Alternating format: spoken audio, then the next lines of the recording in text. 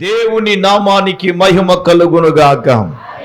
ప్రభువునందు మిక్కిలి ప్రియులారా, ప్రభు తన ఉచితమైన మహాకృప చొప్పున కాచి కాపాడి ఈ రాత్రి యేసయ్య సన్నిధిలో మనమందరము కూడుకుని ఆయన నామాన్ని ఘనపరచడానికి, మహిమపరచడానికి దేవాది దేవుడు శ్రేష్టమైన సమయాన్ని ప్రభువు మనకిచ్చారు.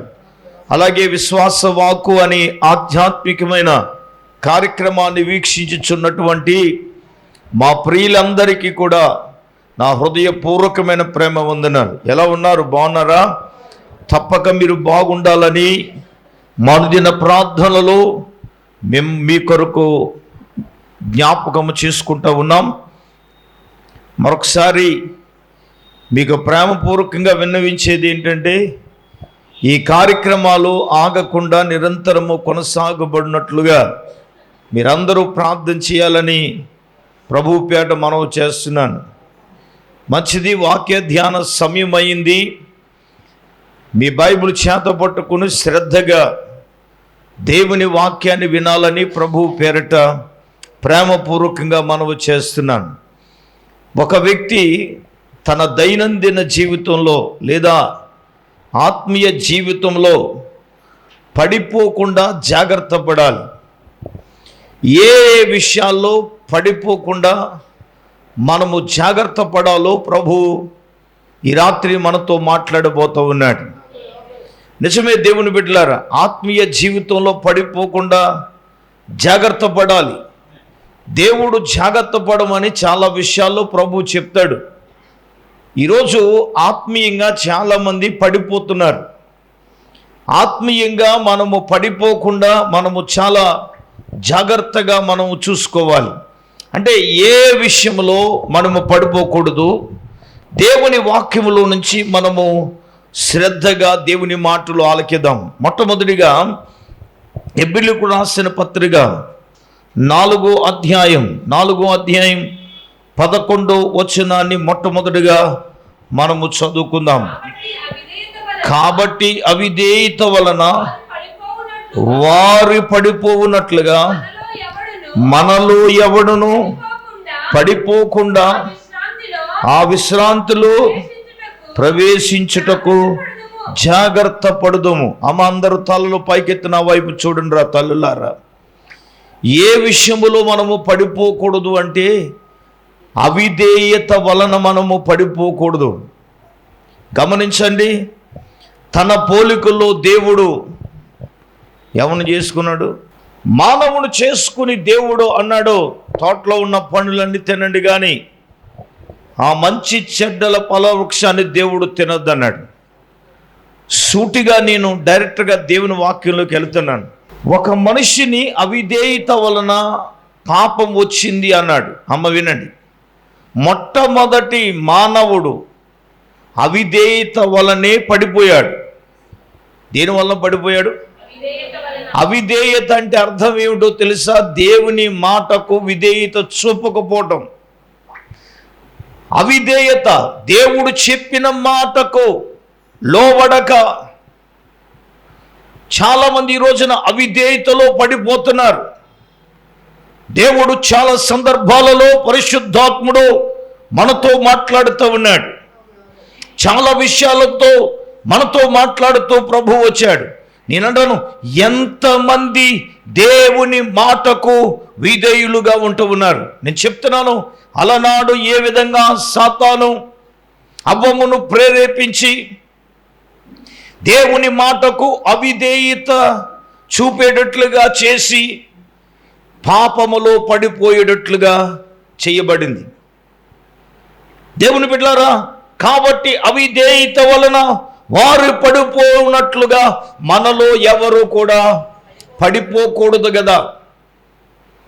దేవుడు మనతో మాట్లాడుతున్నప్పుడు ఈ రోజున చాలా మంది అవిధేయత వలన పడిపోతూ ఉన్నారు. ఈ రోజున దేవుడు అంటున్నాడు, ఆత్మీయ జీవితంలో నువ్వు పడిపోకుండా జాగ్రత్తగా చూసుకోవాలంటే మనలోనికి ఏమి రాకూడదు అంటే అవిధేయత రాకూడదు. దేవుడు అనేక సందర్భాలలో ప్రభు మాట్లాడాడు. ఈరోజు దేవుడు మాట్లాడితే చాలామంది ఏమవుతున్నారండి? అవిధేయులుగా జీవిస్తున్నారు కదా.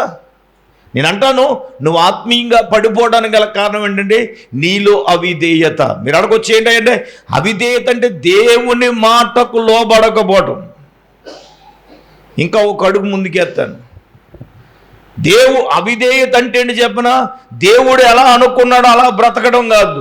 నువ్వు బ్రతకట్లా, నువ్వు ఎలా అనుకుంటున్నావో అలా బ్రతుకుతున్నావు.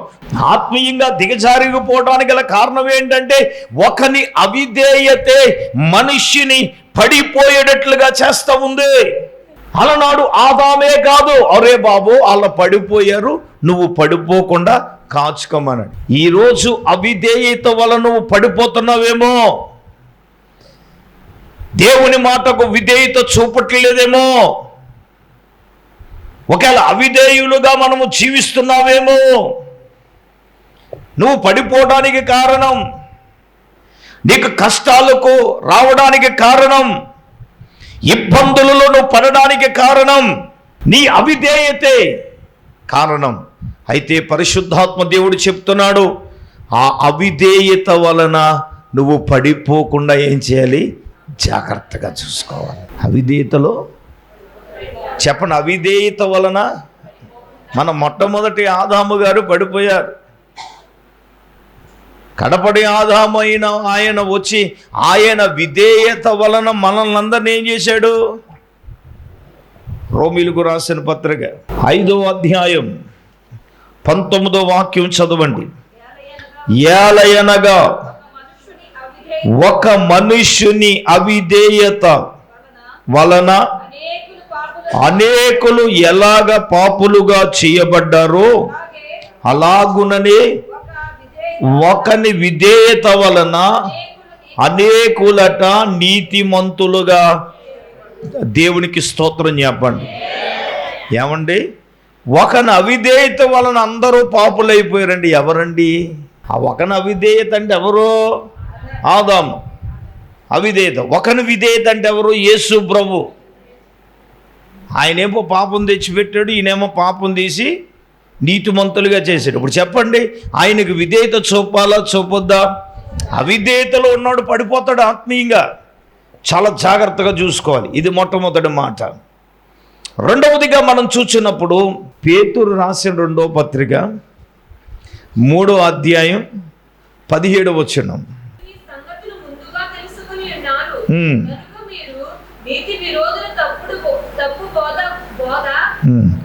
తప్పు బోధ వలన తొలగింపబడి చూడండి మీకు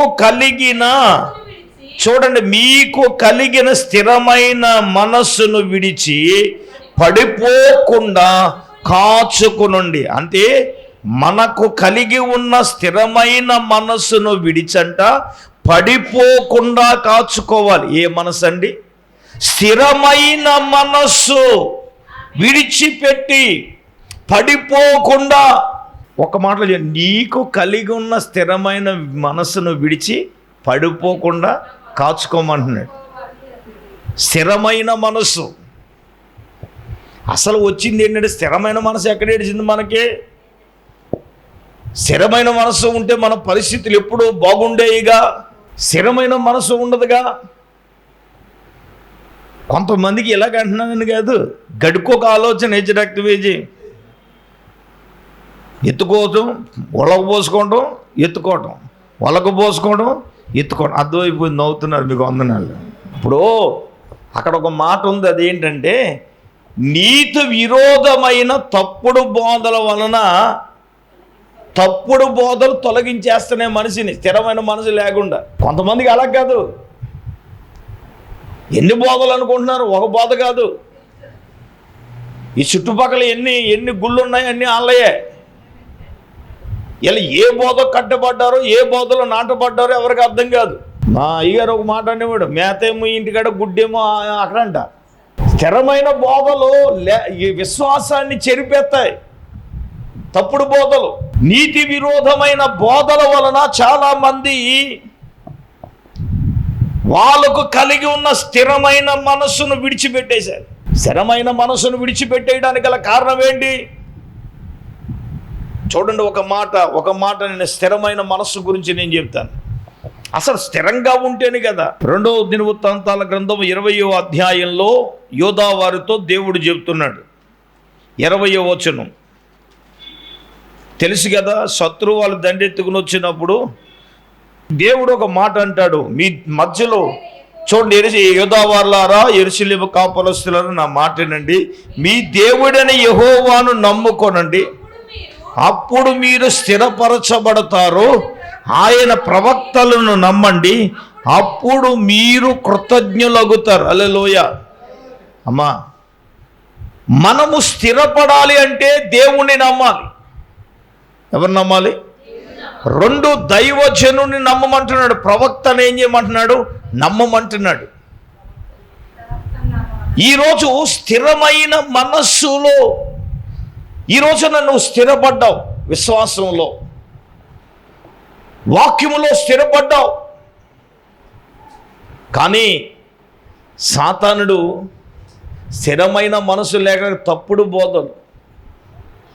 నేను చెప్తున్నాను, నేను ఏ బోధ ద్వారా రక్షించబడ్డానో స్థిర వరకు అదే బోధలు, అదే ఉపదేశములో నేనున్నాను. అవును, ఖచ్చితంగా. సాతానుడు ఏం చేస్తున్నాడో తెలుసండి? తప్పుడు బోధలను సమాజంలో ప్రవేశపెట్టి ఈరోజు చాలామంది ఆత్మీయంగా పడిపోవడానికి గల కారణం, ఒకప్పుడు బాగా ప్రార్థన చేసేవాడు, ఇప్పుడు ప్రార్థన చేయలేకపోతున్నాడు. ఒకప్పుడు ప్రతి ఆదివారం గుడికి, దేవుని సన్నిధికి వచ్చేవాడు, ఇప్పుడు రాలేకపోతున్నాడు. సాతానుగాడు తప్పుడు బోధలను పెట్టి, నానా స్థిరమైన మనస్సు, అందుకే అన్నాడు వాక్యం ఏమని అన్నాడు తెలుసా? నువ్వు స్థిరమైన, నీకు కలిగి ఉన్న స్థిరమైన మనస్సును విడిచి పడిపోకుండా ఏం చేయాలి? కాచుకోమంటున్నాడు. దేవుల్లో స్థిరంగా ఉండాలి, విశ్వాసంలో స్థిరంగా ఉండాలి, వాక్యములో స్థిరంగా ఉండాలి, ఒక మందిరంలో స్థిరంగా ఉండాలి. దేవుళ్ళో మనం ఎలాగ ఉండాలండి? ఇలా చెప్పుకెళితే ఇన్నుంటాయి, బోల్లోనే ఉంటాయి కదా. నిజమండి, చాలామందికి స్థిరమైన మనస్సు, నేనేమన్నానంటే స్థిరమైన మనస్సు వచ్చిన తర్వాత ఆ మనస్సును మనం విడిచిపెట్టి దేంట్లో పడిపోకుండా మనం ఏం చేయాలి? మన మనస్సును మనం ఏం చేయాలి? కాపాడుకోవాలి. మన మనస్సును మనం ఏం చేయాలి? స్వాధీనం చేసుకోవాలి. అసలు స్వాధీనంలో లేనిది ఏంటి? మనసు. చూసిందల్లా కావాలి మనసుకి, చూసిందల్లా కావాలనుకుందంటే మనసు పాడైపోద్ది, దేశరక్తమేజీ. అందుకే బైబిల్ ఏముంది? పట్టణమును పట్టుకుని వాని కంటే తన మనస్సుని ఏం చేయాలి? స్వాధీనము చేసుకున్నవాడు ఏంటండి? మరి మన మనసు ఏమి లేదు, స్వాధీనం లేదు కదా. ఆ స్వాధీనం ఉంటే ఎప్పుడో బాగుండు. హల్లెలూయా. మనసు స్వాధీనం ఉండడమే స్థిరమైన మనసు. అర్థమవుతుందండి? స్వాధీనం చేసుకోవడం అంటే అర్థం ఏంటో తెలుసా? పాపమును గురించి నువ్వు చూచినప్పుడు ఆ నియంత్రణ నిన్ను నీవేం చేయాలి? ఇప్పుడు ఉపవాసం ఉన్నావు, ఇంటికి వెళ్తావు, నీకు ఇష్టమైనది ఏదో పట్టుకొస్తాడు తినమని, ఏం చేయాలా? ప్రార్థన చేసింది తినేయాలి కదా.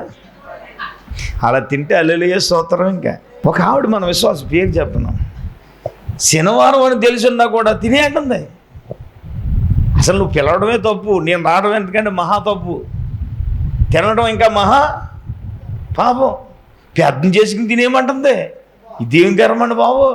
మరి ఆవిడ చెప్పాలి, మరి ప్రార్థన చేసి తినేత్తేని అంటే నీ ఉపవాసం స్తోత్రం హల్లెలూయా అయిపోయింది, గాత్రం అయిపోయింది, నా ఉపవాసాన్ని కూడా చెడగొడతావా?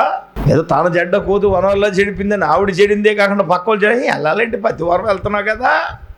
ఇప్పుడు ఏం చేయాలా? దేవునికి భయపడదు కానీ వాళ్ళకి మాత్రం కొంతమంది క్యాండిడేట్లు ఉన్నారు, ఇటువంటి లేచి రక్తమేజీ. పాస్టర్ గారికి భయపడరు, దేవుడికి భయపడరు, కానీ అటువంటి వ్యక్తులకి మాత్రం మొహమాటం, ఏజీ రక్తమేజీ. హల్లెలూయా. చెప్పండి గట్టిగా, చేతులెత్తి. హలో, మీరు వినండి జాగ్రత్తగా. మనస్సును నువ్వు కంట్రోల్ చేసుకోవాలి నాన్న. మనసుని ఏం చేయాలి? స్వాధీనం చేసుకోవాలి. ఎందులోనూ పడిపోకుండా నువ్వేం చేయాలో చాలా జాగ్రత్తగా నువ్వు కాచుకోవాలి. నేను అంటాను, నీకు కలిగి ఉన్న స్థిరమైన మనస్సును విడిచిపెట్టి పడిపోకుండా నిన్ను నీవేం చేయాలి? జాగ్రత్తగా నువ్వు కాపాడుకోవాలి. దేవునికి స్తోత్రం. హల్లెలూయా. 3వదిగా మనం చూస్తున్నప్పుడు తిమోతి రాసిన మొదటి పత్రిక 3వ అధ్యాయం దయచేసి 7వ వాక్యాన్ని మనం చదువుదాం. తిమోతి రాసిన పత్రిక 3వ అధ్యాయం 7వ వచనం, మరియు అతడు నిందల పాలై అపవాది ఊరిలో పడిపోకుండునట్లు సంగమునకు వెలుపల వారి చేత అపవాది యొక్క ఉరులలో పడిపోకుండా సంగమునకు వెలుపల వారి చేత మంచి సాక్ష్యము. అపవాదిగాడు ఉరులలో పడేస్తున్నాడు. అపవాది ఉరుల్లో పడిన వారి గురించి ఆల్ నైట్లో వచ్చిన వారికి బాగా తెలుసు. స్తోత్రం చెప్పండి. సాతానుగాడు ఎలా ఉరుల్లో పడేస్తాడో ఆ రోజు దేవుడు సవిస్తరంగా మాట్లాడాడు.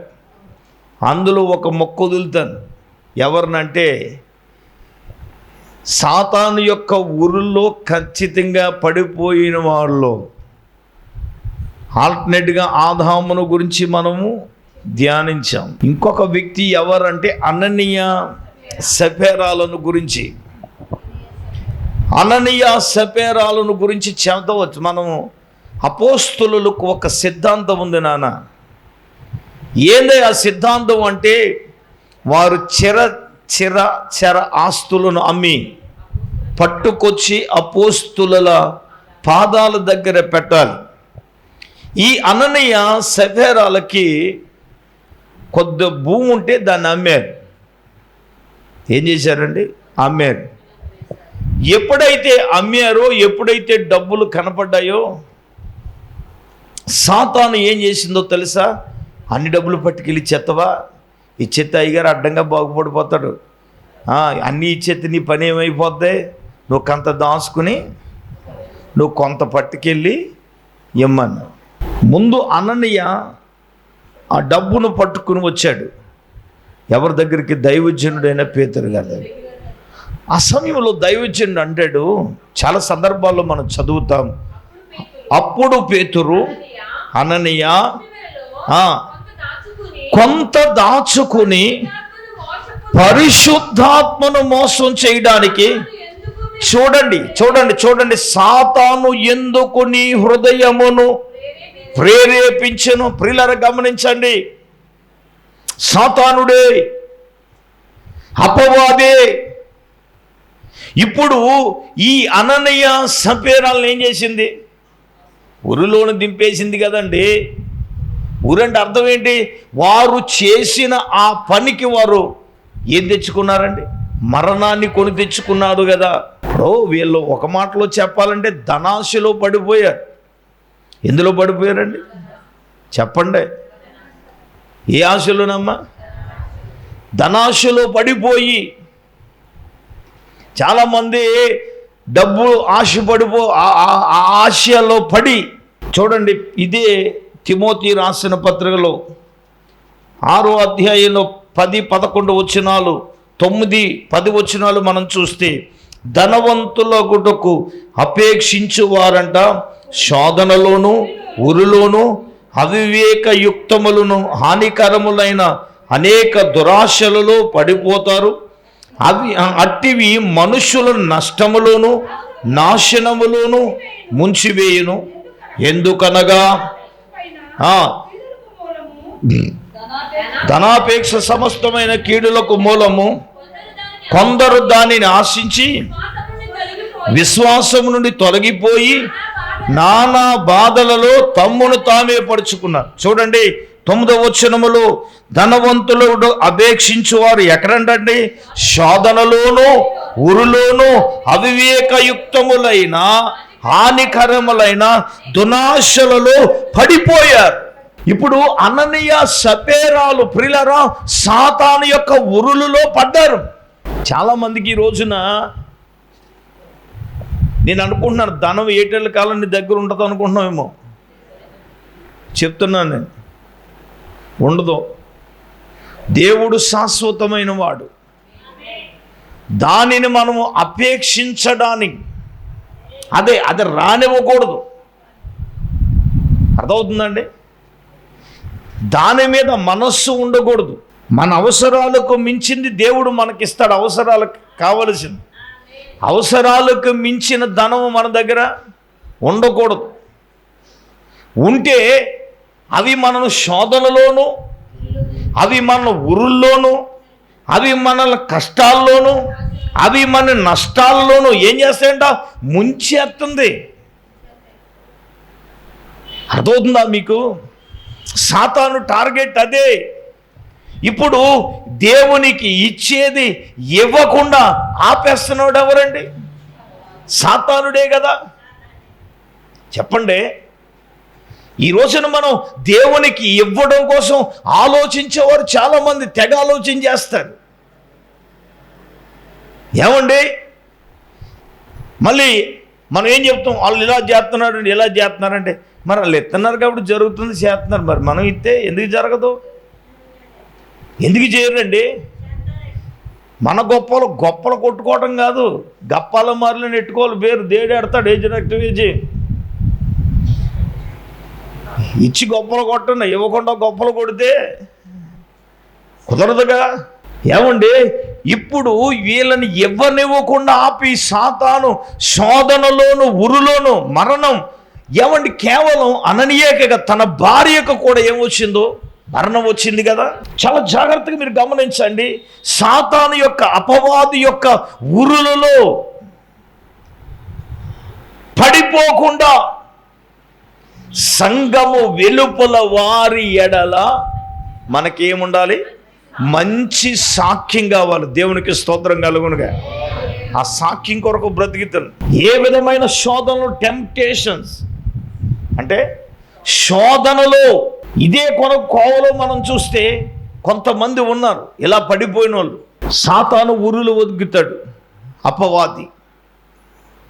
మూడవదిగా, అపవాది యొక్క ఉరులలో మనము పడిపోకుండా మనలను మనం ఏం చేయాలి? సంఘము వెలుపల వారి మంచి సాక్ష్యమును పొందుట కొరకు మనము జాగ్రత్త పడాలి. సంఘములో మనమున్నాము. సంఘము వెలుపల ఎవరున్నారంటే క్రీస్తును ఎరగని వారు ఉన్నారు. క్రీస్తును ఎరగని వారి ఎడల మనము ఏం పొందాలండి? మంచి సాక్ష్యం కావాలి కదా. దేవుణ్ణి ఎరక్క ముందైతే ఎలాగో బతికేసేవారు నాన్న. ఇప్పుడు దేవుని నమ్ముకుని నువ్వు గుడికొచ్చి మందిరానికి వచ్చిన నీవు సంఘం వెలుపుల వారి ఎడల ఎలాగుండాలి? ఒకప్పుడు నువ్వు ఎరగక ముందు తాగేసి తందనాలాడేసి ఎక్కడ పడితే అక్కడ పడిపోయేవాడు నువ్వు. ఇప్పుడు నువ్వు ఏం చేయాలి? పనికి మాలు వాగుడంతా వాగేవాడు ఒకప్పుడు. నీ నోటండా వాగుడు ఎందుకు రావాలి? అసలు అది సాతాను పెట్టే ఆ ఊళ్ళో నువ్వు ఎందుకే పడాలి? ఆడండి బతిమాలేసాడు. నువ్వు సంటి పిల్లడు ఎజ్జరక్తమేజే తెలియదండి నీకు. నేను అంటాను, సంఘము వెలుపుల వారి ఎడల మంచి సాక్ష్యం అపవాది ఉగ్గుతాడు. చాలా పెడతాడు ఎర్రలో, అనేక రకాలైన ఎర్రలో ఉరులు. ఈ ఎర్రలో ఉరులు నేనేం చేస్తాను? నిన్ను ముంచేస్తాయి నాన్న. నిన్ను నష్టములోనూ నాశనములోనూ అక్కడ ఏముందో తెలుసా? ముంచి వేస్తాయి. అందుకే పై మాటలో ఏమన్నారంటే, ఒరే బాబు మీరు పడిపోతారేమో జాగ్రత్తగా చూసుకోండి. ఈ అననీయ సపేరాలు పడిపోయారు ఇవ్వకుండా. తేలిన ఫలితార్థం ఏంటంటే అతను తన భార్య ఏం తెచ్చుకున్నారండి? మరణం తెచ్చుకున్నారు. జాగ్రత్త. అపవాది ఉరి అనేది మనకు మరణమే కదా. ఏమండి, నేనంటా ఈ ఉరులు అనేవి చాలా ఉంటాయి. దేవుని చిత్తమైతే 7 రకాలైన ఉరులు బైబిల్లో ఉన్నాయి. దేవుని చిత్తమైనప్పుడు మరొకసారి ఈ మాటలు నేను చెప్తాను. ఆ 7 రకాల ఉరులు ఏంటి అని. మూడవదిగా అపవాది యొక్క, చెప్పండి, అపవాది యొక్క ఉరులలో మనము పడిపోకుండా సంఘము వెలుపల వారి ఎడల ఎలాగుండాలండి? చాలా జాగ్రత్తగా ఉండాలి. దేవునికి స్తోత్రం.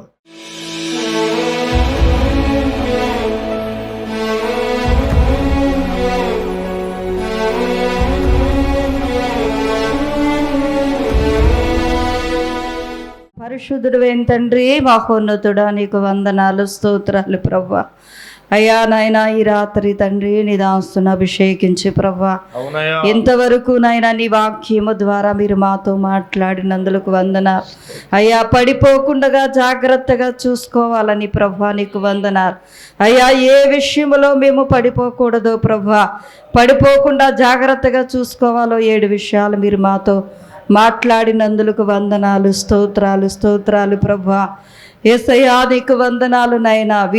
అవిధేయతలో పడిపోకుండా చూసుకోవాలని అయ్యా నాయనా నీకు స్తోత్రాలు. అవిధేయతలో ఆదాము పడిపోయి అనేక మనుషులకు పాపం తెచ్చిపెట్టాడు ప్రభా. అయ్యా నాయన నీవు విధేయుడుగా వచ్చి విధేయత చూపించి నాయన అనేక మందిని నీతిమంతులుగా చేయటానికి ప్రభా మీరు ఈ లోకానికి వచ్చారు ప్రభా. నీకు వందనాలు అయ్యా. విధేయత విషయంలో పడిపోకుండా చూసుకోవటానికి నైనా అయ్యా నాయన స్థిరమైన మనస్సు కలిగి ఉండాలని ప్రభా. అయ్యా స్థిరమైన మనస్సులోపనైనా మేము పడిపోకుండా జాగ్రత్తగా చూసుకోవాలని మాట్లాడావు తండ్రి. నీకు వందనాలు అయ్యా. సాతాను యొక్క నాయన ఊరిల్లో పడిపోకుండా ప్రభా అయ్యా నాయన నీకు స్తోత్రాలు తండ్రి. అయ్యా పాపము చేసి నాయన కిరీటాన్ని పోగొట్టుకోకుండా అయ్యా నాయన కిరీటము పడిపోకుండా చూసుకోవాలని ప్రభా అయ్యా నీకు స్తోత్రాలు. ఈ రాత్రి మీరు మాతో మాట్లాడారు నాయన అయ్యా. చెడుతనం జరిగించేవాడు పడిపోతాడని ప్రభా నాయన. మూర్ఖంగా ప్రవర్తించేవాడు పడిపోతాడని, గర్వంగా ప్రవర్తించేవాడు పడిపోతాడని మాట్లాడవు తండ్రి. నీకు వందనాలు అయ్యా నాయన. గర్వం మాలో లేకుండా నాయన అయ్యా నాయన మూర్ఖ ప్రవర్తన మాలో లేకుండా, చెడుతనము మాలో లేకుండా, పాపము మాలో లేకుండా ప్రభువా అయ్యా ఎందులోనూ మేము పడిపోకుండా ప్రభువా జాగ్రత్తగా చూసుకోవటానికి అయ్యా నాయన నీకు స్తోత్రాలు. సాతానుడు రకరకాలుగా మాకు చూపెడుతూ ఉంటాడు తండ్రి.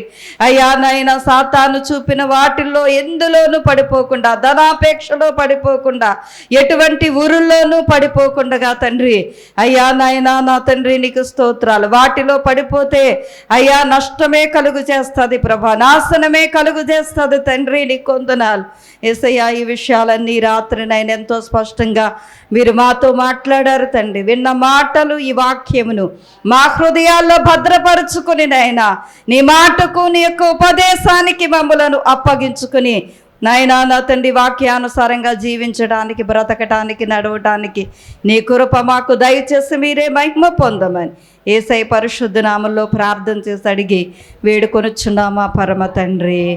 ఆమేన్. తండ్రి, కుమార, పరిశుద్ధాత్మ త్రియేక దేవుల్లో ప్రభు బిడ్లారా ఇక్కడ కూడినలకు సదాకాలం తోడైనను గాక. ఆమేన్.